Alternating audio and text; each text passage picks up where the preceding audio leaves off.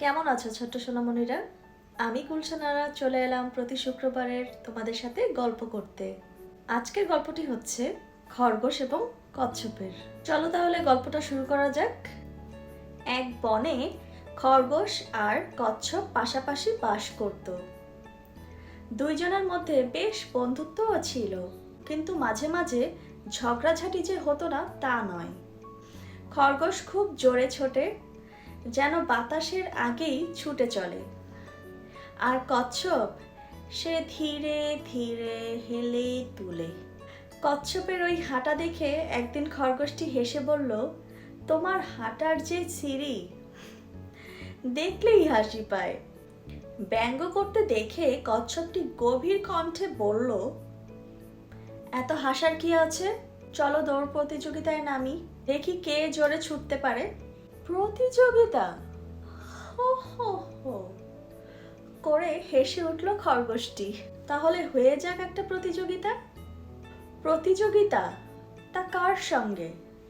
তোমার সঙ্গে? আচ্ছা, তুমি যখন নিজের মুখেই বলছো, তাহলে হয়ে যাক একটা প্রতিযোগিতা। ওই দূরে নদীর ওইখানে একটি গাছ দেখা যাচ্ছে, দেখা যাক ওইখানে কে আগে পৌঁছায়। অতএব শুরু হয়ে গেল প্রতিযোগিতা। খরগোশ এক দৌড়ে অনেকখানি এগিয়ে গেল। পেছনে তাকিয়ে দেখতে পেল কচ্ছপ বলতে গেলে সেখানেই পড়ে আছে। সেদিন রোদের তেজ ছিল বেশি। পাশেই গাছের নিচে ছায়ার মতো দেখে খরগোশটি ভাবল একটু বিশ্রাম নিয়ে নেওয়া যায়। এখানে কচ্ছপের পৌঁছাতে অনেক দেরি আছে। গাছের ছায়ায় বসে মিষ্টি ফুরফুরে হাওয়ায় খরগোশের ঘুম পেয়ে গেল। খরগোশ কখন যে ঘুমিয়ে গেল তা নিজেই জানতে পারল না। ওদিকে কচ্ছপ কিন্তু একটানা হেঁটেই চলছিল। তেজি রোদ গ্রাহ্য না করে হেঁটেই চলল। এদিকে বেলা পড়ে এলো।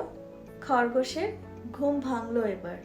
সে তখন আশেপাশের কচ্ছপকে দেখতে না পেয়ে নদীর তীরের সেই গাছটির দিকে ছুটতে থাকলো।